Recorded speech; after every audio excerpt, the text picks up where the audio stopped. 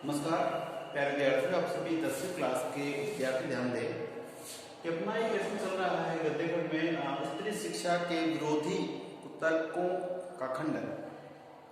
देखो, मैं बार बार वीडियो में पाठ का नाम अनाउंस कर रहा हूं ताकि आपके जहन में, आपके दिमाग में एक बात फिक्स हो जाए कि स्त्री शिक्षा, महिला शिक्षा जो है, बच्चों को, जो लड़कियां होती थी उनको शिक्षा देने के पीछे आज तो बहुत अच्छे लोग हैं, बहुत अच्छा समय है। पहले ज्यादा अच्छे लोग थे, है ना। ज्यादा अच्छे का मतलब कि जो घर में बड़ा है, समाज बड़ा है, वो अपने आप में सजान समझता था। खैर, वो उनके रीति रिवाज से हम उन पर कुछ नहीं लगा सकते, कुछ लांछन नहीं लगा सकते। लेकिन एक चीज जो पहले अगर शुरू हो जाती तो मैं कहता कि आज भारत में जो आज ऑनलाइन आप देख रहे हो, टेक्निकल सिस्टम जो है, ये पढ़ाई का स्तर जो है, आज भारत का बहुत पीछे है अदर कंट्रीज की बजाय बात करें तो। मैं समझता हूँ कि अगर उस जमाने में जब स्त्री शिक्षा के विरोध में लोग खड़े रहते थे, यानी पूरा गांव में अगर 100% पॉपुलेशन मांगते हैं तो 100 में से 95% ये कहते थे कि पढ़ाना ही नहीं है। 95 क्या, 98% जो लोग हैं वो यही नहीं पढ़ाना। मतलब स्त्री को तो पढ़ाना तो दूर की बात है, घर में बस कैद कर दिया, यही था। तो स्त्री शिक्षा या लड़कियों को पढ़ाना, महिलाओं को पढ़ाना दिखाना ये गलत है, क्योंकि इनको पढ़ाने से समाज का बुरा होता है, समाज के लिए हानि है, समाज के विरुद्ध कार्य होते हैं। ऐसा मानने वाले व्यक्तियों का विरोध, ये कुछ व्यक्ति शिक्षा के विरोधी थे, उन विरोधियों के जो तर्क थे वो कुतर्क थे, और कुतर्कों को क्या कर दिया है, खंडन कर दिया है। खंडन का मतलब यह है, जैसे मान ली कोर्ट में कई बार किसी व्यक्ति ने केस दायर किया कि ऐसा ऐसा हुआ, उसने झूठा केस बना दिया, तो दूसरा जो विपक्षी वकील आएगा वो क्या करेगा, उसकी सारी बातों को सिरे से क्या कर देगा, खारिज कर देगा।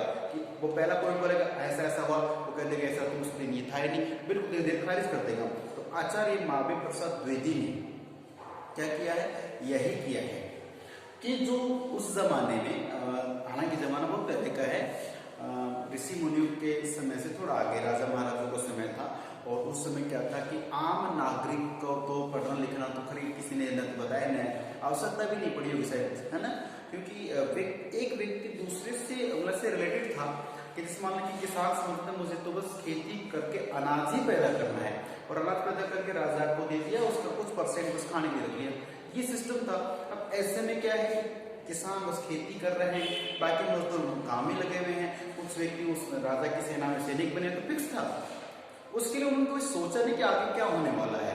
तो उस जमाने में जो साधन संपन्न लोग थे, राजा महाराज हो सकते हैं, विद्वान पंडित लोग कुछ और हो सकते हैं, तो जो जो उस जमाने में उच्च श्रेणी में कहें, उच्च वर्ग में कहें, उनकी जो घर की बहू बेटियां होती थी, बेटियां बहू कौन, बट बेटियां मान के चलिए, उनको कुछ व्यक्ति पढ़ने पढ़ाने के लिए, जैसे गुरुकुल होते थे, गुरु होते थे, उनके माध्यम से।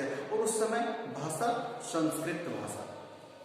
संस्कृत भाषा का एक बिगड़ा हुआ रूप कह सकते हो, उससे अपभ्रंश, पहले बात करते कि प्राकृत अपभ्रंश, तो अपभ्रंश तो फिर भी ठीक है, लेकिन उससे पहले प्राकृत, तो प्राकृत ये मान के चलिए, जैसे आज आप और हम, क्या हिंदी बोलते हम लोग, नहीं बोलते हिंदी।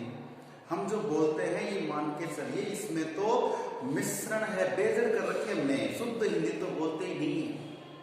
इसी में कुछ उर्दू की शब्दावली पेश कर देते हैं, पेश करना, खिदमत, और फिर 1 मिनट, अब ये मिनट इंग्लिश का, तो कुल मिला के बात करें कि शुद्ध मात्रा में तो अपन हिंदी भी नहीं बोलते हैं।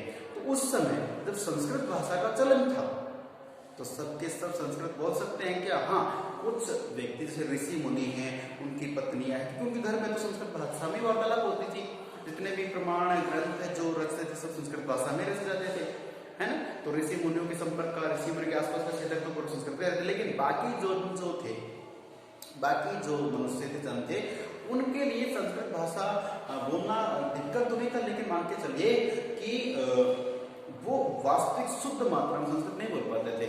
उस जमाने में कुछ महिलाओं ने सुनकर पढ़ करके और कुछ लिखना चाहा है, जैसे अपने प्रेमी को, अपने नायक को, अपनी पत्नी को कोई पत्र लिख रही है तो वो पत्र लिख दिया है, या कोई नाट्यशाला में मंच पे कोई कार्यक्रम हो रहा है, राज दरबार में है, या कैसे भी, वहां अगर महिला ने कुछ बोले हैं तो बाकी लोग देखिए, एक्चुअली होता है ना कि जैसे बोलते कि एक बहुत अच्छा वक्ता होता है, कुछ भी कह दे लोग ताली बजाएंगे, वाह अच्छा है। लेकिन एक कोई कम बोलने वाला बेचारा धीरे धीरे अटक के बोलेगा तो लोग उसकी प्रत्येक बात को नोटिस करते हैं, गलत बोल रहा है ना। बात वही है। अब जैसे खैर नेताओं की बात कर ले, कई नेता ऐसे होते हैं जिनका स्पीच सुनने के लिए लोग भाई वाह बड़ा अच्छा बोलता है, और कई ऐसे नेता हैं कि उनके स्पीच में लोग ज्यादा नहीं तो 10-5 गलत है तो हाँ देखो क्या बोलना था क्या बोलना था। मीडिया छोड़ो, जनता इतनी बड़ी मीडिया हो गई कि उस बेचारे के तो पीछे लगे रहते हैं। खैर छोड़िए, मैं किसी चीज का नाम नहीं ले रहा हूँ। मतलब ये है कि कुछ महिलाएं थी, उन्होंने संस्कृत भाषा में या प्राकृत भाषा में कुछ संवाद बोले। वो संवाद कुछ लोगों ने गलत ठहरा दिया कि आपने गलत बोला है। तो अब यहाँ पे आचार्य मार्कंडेय कहते हैं कि गलत कैसे बोला था। अब देखिए बात शुरुआत करते हैं कि कालिदास और भगवती ये तो उस जमाने के बहुत संस्कृत की ज्ञाता कहूं, उस जमाने के कवि बहुत प्रसिद्ध थे। कालिदास की रचनाएं तो जानते, संस्कृत में तो इनका बहुत ज्यादा वर्णन है, जिक्र है। और भगवती ये उस जमाने के बहुत बड़े सम्राट थे संस्कृत भाषा के।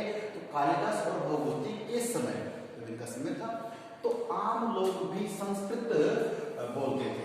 आम लोग यानी पूरे क्षेत्र की भाषा ही संस्कृत थी। चलिए अच्छी बात है। अब संस्कृत से पहले की भाषा का है थोड़ा कम जानने वाले कि प्राकृत भाषा में बात करना अनपढ़ होना नहीं था। कुछ लोग कहते हैं कि प्राकृत भाषा को उस समय संस्कृत भाषा तो आम बोलचाल भाषा तो प्राकृत भाषा को कुछ महत्व नहीं दिया गया। लेकिन क्या कह रहे हैं कि प्राकृत भाषा में अगर बात को कर लेता है इसका मतलब अनपढ़ नहीं है। आप समझ सकते हैं कि सिटी में रहते हैं तो मान के चले कि कुछ शब्द ये कुछ वर्ड्स हमें इंग्लिश में या वगैरह वगैरह तो आने चाहिए। अरे भाई किसी ऑफिस कंपनी में अगर किसी व्यक्ति को अंग्रेजी नहीं आती इसका मतलब ये थोड़ी नहीं कि वो अनपढ़ है। वो अपनी जो भाषा है, हिंदी जो भाषा है, मातृभाषा है, राजभाषा भी है, राष्ट्रभाषा भी मान के चलिए। तो ये मातृभाषा का कोई भी, लेकिन राष्ट्रभाषा और राजभाषा हिंदी हमारी। तो इस भाषा में कुछ समझा तो सकता ही है ना, इसको लेकिन थोड़ी कि वो अनपढ़ है। वही बात यहाँ पर है कि कुछ लोग कहते थे कि जो संस्कृत भाषा नहीं बोलता है, प्राकृत बोलता है तो वो अनपढ़ है, वो प्रचलन में नहीं है, उसको मान्यता ही नहीं है। तो यहाँ पे आचार्य मार्कंडेय कहते हैं कि प्राकृत भाषा में अगर बात करना अनपढ़ होना मानते तो गलत है, अनपढ़ होना नहीं है, पढ़ा लिखा हो सकता है। प्राकृत उस समय प्रचलित भाषा थी।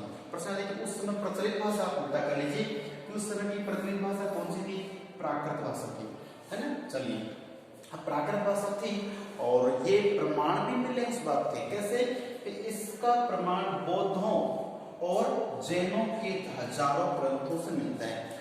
बौद्ध जन जो होते थे ऋषि मुनि, बौद्ध धर्म के अनुयायी, और जो जैन धर्म के अनुयायी थे संत वगैरह जो उनके, उन्होंने कुछ ग्रंथ लिखे, कुछ लिखे प्रमाण लिखे। तो उनमें जो ग्रंथ लिखे ना, जिस तरीके से जिस अंदाज से वो लिखे, तो तरीका वो भाषा कौन सी थी, वो प्राकृत भाषा थी। तो प्राकृत भाषा में लिख दिए हैं, इसका मतलब ये है कि हजारों ग्रंथ मिलते हैं। अगली बात कि भगवान बुद्ध है, भगवान बुद्ध को तो आप सुना देखे होंगे। तो भगवान बुद्ध के सभी जो उपदेश थे उन्होंने उपदेश दिए हैं समाज में कि भाई ये करना गलत है, ऐसा ये करना उचित है। तो जो उपदेश दिए हैं वो उपदेश भी क्या है कि प्राकृत भाषा में मिलते हैं। भगवान बुद्ध के उपदेश किसमें, प्राकृत भाषा में दिए हैं। बौद्ध धर्म का सबसे बड़ा ग्रंथ त्रिपिटक।